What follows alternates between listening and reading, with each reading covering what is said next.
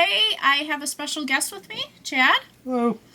And we're going to be discussing our kind of top 10 places to eat at the Magic Kingdom.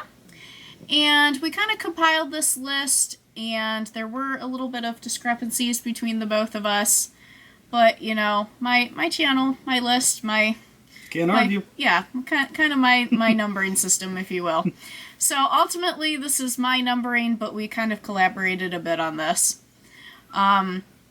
This is a little bit more of a personal list, so to speak, of things that kind of we tend to do a lot on our vacations, places we eat at a lot, places we have a lot of memories at. And, you know, some of these things, it might not necessarily be the absolute definite best things that you can eat at Magic Kingdom, but for us, we do have a lot of memories there, so they are a little bit higher on the list. So I guess with that, let's get started. Number 10, Cinderellas Royal Table. Now, we ate there for lunch a few years ago. The view into Fantasyland is just gorgeous from there. And, I mean, you get to meet all of the princesses. There's a meet and greet before you actually get into the restaurant itself with Cinderella herself. You get a bonus photo with this as well. Very, very nice. And all of the princesses throughout your meal will come around to your table, take pictures, sign autographs, that kind of thing. So that's, you know, a really cool experience. I would say that the food is definitely good at Cinderella's Royal Table, but for the prices you are paying kind of a high price for the quality of food, so to speak, even though it is really good. Yeah, that's very true. Yeah, you're kind of paying for the experience as well, kind of wrapped up into that price point for the location.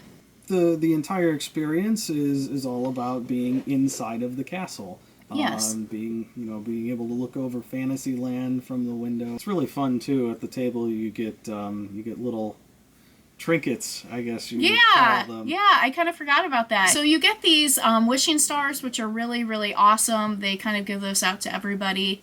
And all of the ladies, whether you are a child or an adult, you get a awesome little wand.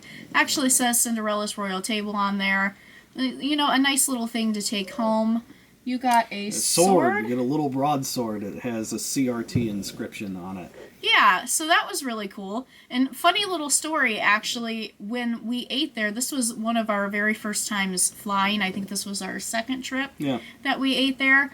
And we were actually a little bit nervous about flying home with the sword. You remember that? I actually had to call the TSA to see how to pack a plastic sword. Because, you know, in the X-ray machine, it's going to look like a sword. It's going to actually look like a weapon. They won't know it's plastic. So we were a little afraid of how to even travel with that. So, you know, that was kind of a fun experience all in of itself, you know.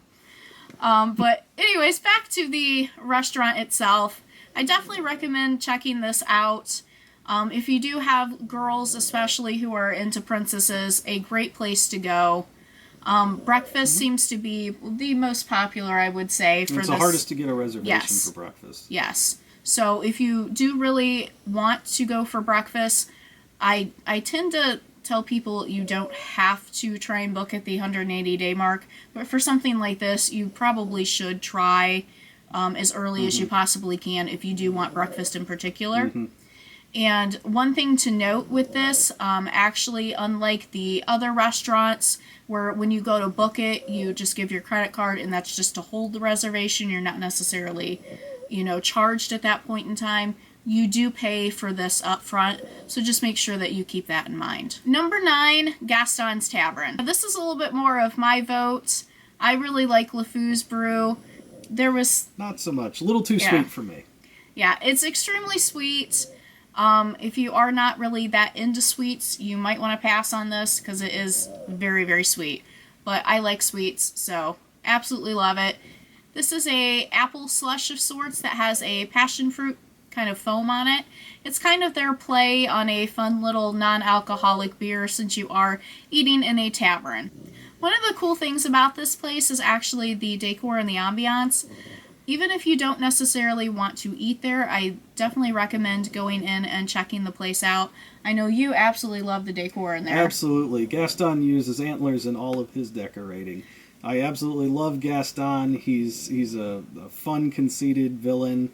Completely hilarious to me. And even next to his tavern, he also does a meet and greet there. Yes, absolutely. So you get to sit in Gaston's big chair and walk around his tavern that's all devoted to him and his conceitedness. Exactly. Yeah. It's just a wonderful way to immerse yourself into the Fantasyland experience. Definitely. Another cool thing about it is you get souvenir mugs or goblets. There's 2 different kinds of souvenir mugs that you can get. One's a little bit more rustic and manly. It does feature Gaston. And then the other one is a little bit more on the feminine side. And it has Jules and Belle and, that kind of stuff on it. So you can get LeFou's brew either, in just a little random plastic throwaway cup, or you can get the souvenir mugs, which is definitely a cool thing to do as well. Mm-hmm. Now, even though I don't like sweets, for breakfast they do have a big cinnamon bun. I do love cinnamon buns. Haven't actually had one from Gaston's yet. Yes, but, that's on our to-do list of things to definitely check out. We've seen lots of pictures and videos of it. It looks amazing, and it is huge. So that's one of those things at Disney that definitely seems like it's worth your money, because it's not really that expensive, and it's a rather large cinnamon bun. Mm-hmm. Number 8, Columbia Harbor House.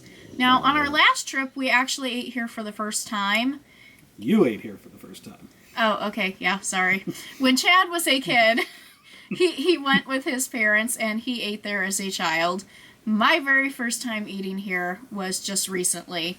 There are 2 levels of seating. There's the first level and the second level.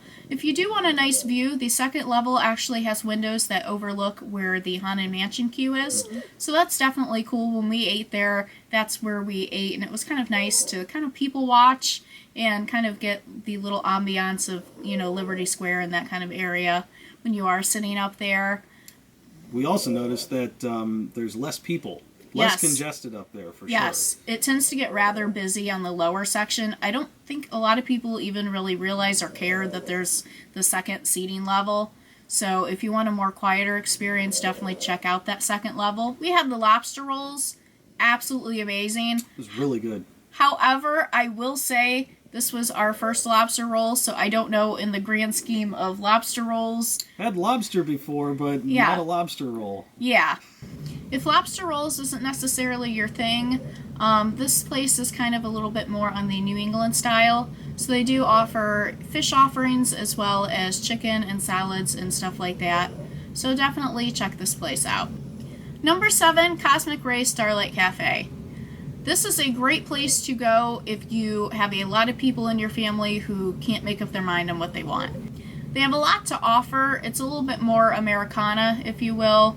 Burgers, chicken, that kind of thing. One of the cool things about this place that we absolutely love is they have a toppings bar. Yummy toppings bar. Yes, toppings bar for the win on this one. Lots of toppings and lots of flavor. Cosmic Rays even features live entertainment. It's an animatronic alien. Sunny Eclipse. Yes, Sunny Eclipse.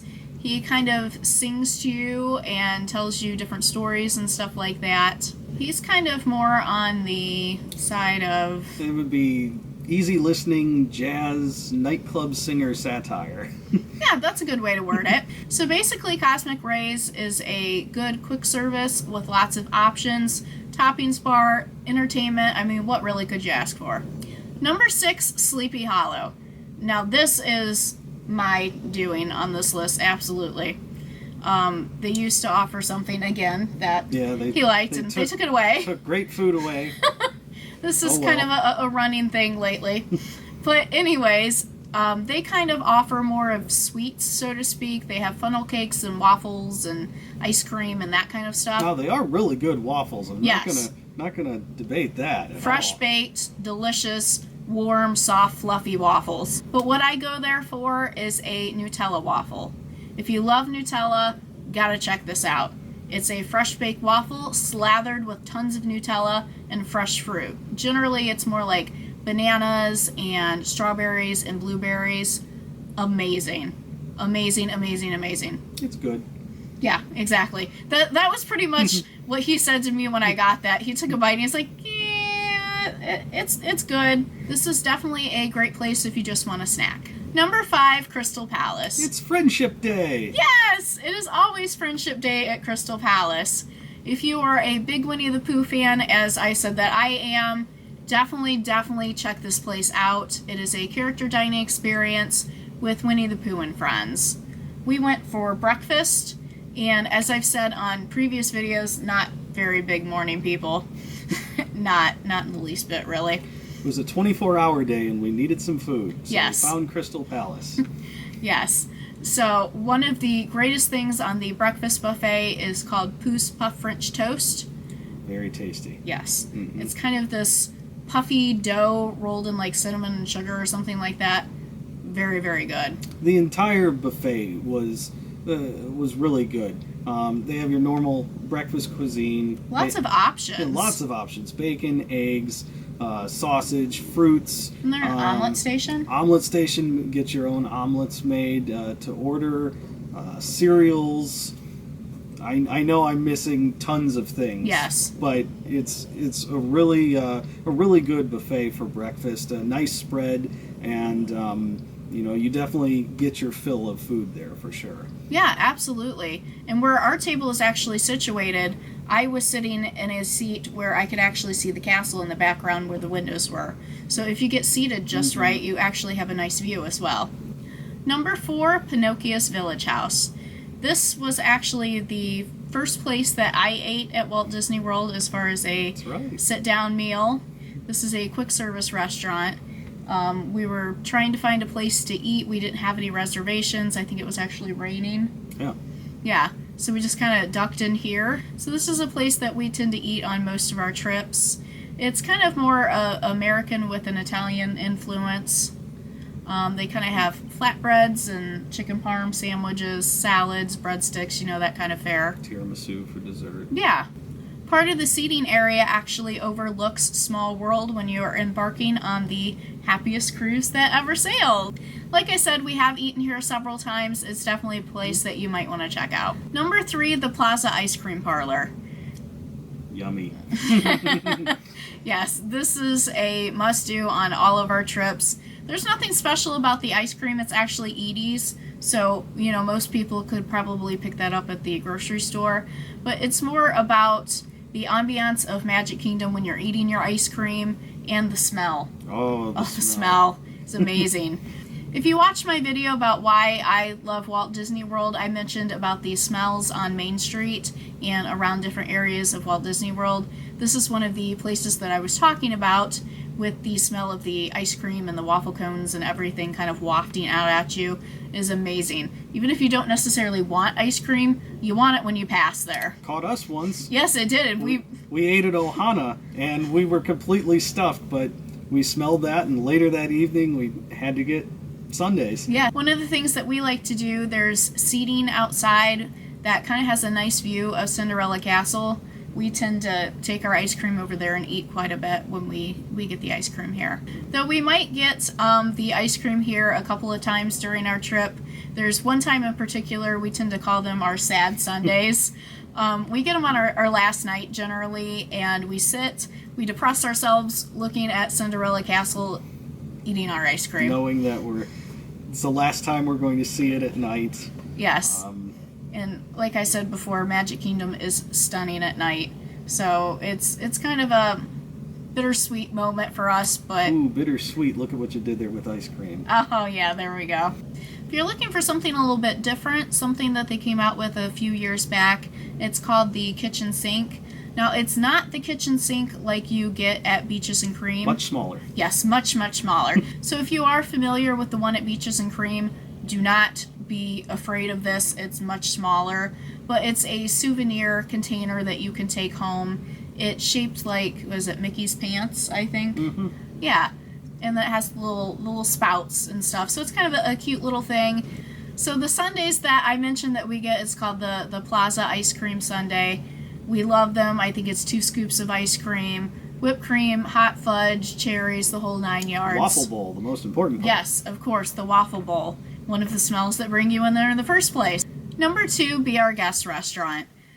This is kind of a different breed of restaurants for Disney. The lunch is more quick service, and the dinner is actually a table service restaurant, so it's kind of a little bit different. And recently they started doing breakfast there as well.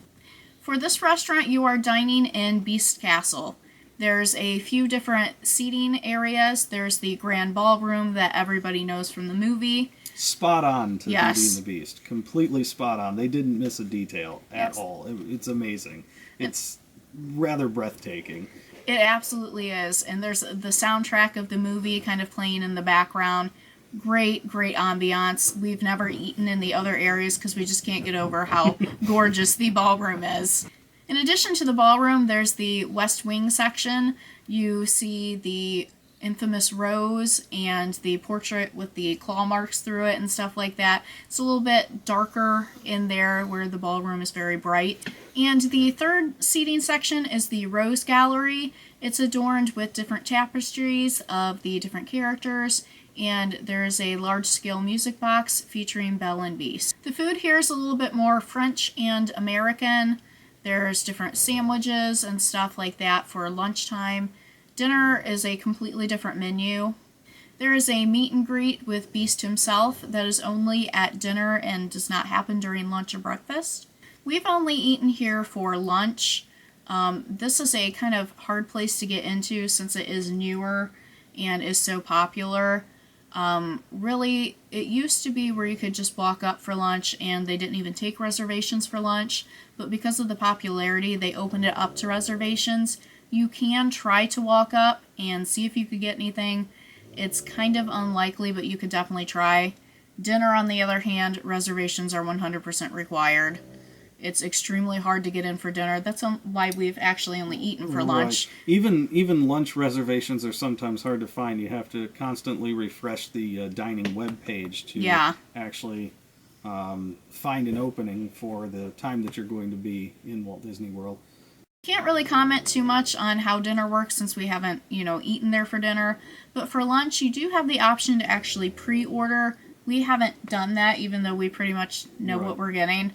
But if you don't pre-order, there's a little room that you go in with little touch screens, and you can order from there. The really cool thing with this place is how your food actually comes to you. It's RFID technology. Using the magic band, or they give you a little rose, basically a little locator. Yeah, and if you're sitting at your table, or if this little rose is sitting on your table, they find you that way, which is really, really cool. Makes it easy to find a table, too, because then you don't have to worry about carrying your tray of food through the sea of people. Yeah, so it's a neat, quick service, because normally you are carrying your food to the table, which this way they bring it right to you, which is a very nice thing. All right, so time for number 1. We actually agree on this one. Yes, we do. As you might notice behind us, we are actually big fans of Aloha Isle.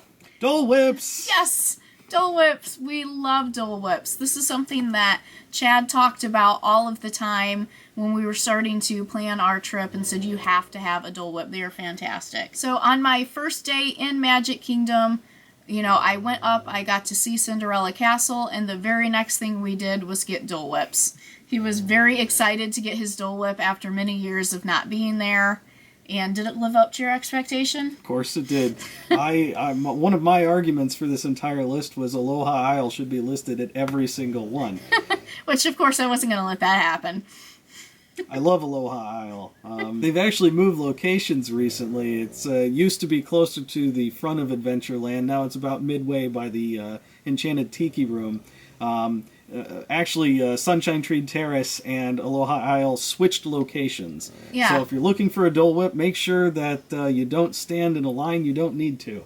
Yes, that has confused a lot of people. I don't think they do it anymore. They actually used to have a cast member there with a sign saying Dole Whip that way, basically, because people were so confused. I still don't actually know why they switched locations, but both of those places just literally swapped where they were at. New signage, new location. That's about it. Just as long as they don't take the Dole Whip away from me. Yes. There's two ways you can get it. You can either get a pineapple, just a pineapple whip, it's soft serve pineapple ice cream basically in a cup, or the way I prefer to get it is in a float. You get it with in a cup that's got pineapple soft serve all through it, and then they just pour pineapple juice in it. It's so refreshing on a hot day at Magic Kingdom. Absolutely. That is probably one of our most favorite things to get on our vacations would be the Dole Whip. It's my favorite snack in the world, that's for sure. So there you go. I think that means definitely go try yourself a Dole Whip. Now, I did have a little bonus. These were more of your quick service and table service locations, but there was a kiosk cart, if you will, that I wanted to bring up, and that is the egg roll cart. This is in Adventureland. We love their egg rolls. They are delicious. Nothing really special per se. Again, I've had better egg rolls before, but something about something about their egg rolls just it's a really tasty snack to have. Have it with a Dole Whip. I don't know if I would go that far. I don't know if those flavors would blend together too well. Dole Whips go with everything. There you go. Alright guys, well thank you so much for watching. As always, if you do have any questions or comments, make sure to leave them down below and hit subscribe. New videos to come soon. See you later.